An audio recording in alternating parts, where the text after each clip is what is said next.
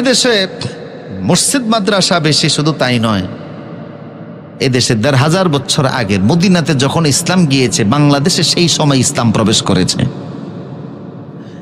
পার্বত্য চট্টগ্রাম হয়ে, কক্সবাজার হয়ে, ঢাকা হয়ে, টাঙ্গাইল, সিরাজগঞ্জ, আপনাদের এই বগুড়া পর্যন্ত সাহাবায়ে কেরাম এসে নিজ হাতে মসজিদ প্রতিষ্ঠা করেছেন।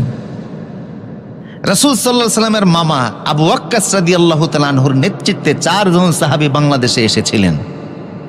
সাহাবায়ে কেরামের পদদলির কারণে আজকে বাংলার প্রত্যেকটি ঘরে ঘরে কোরআনের আলো আছে।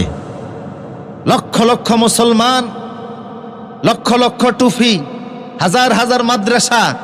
এতে প্রমাণিত হয় এদেশে ইসলামের শিকড় অনেক গভীরে, এবং প্রমাণিত হয়েছে এদেশে ইসলামকে নিয়ে যারা বাদরামি করেছে তারাই ইতিহাস থেকে হারিয়ে গেছে। ইসলাম ছিল, আছে এবং থাকবে।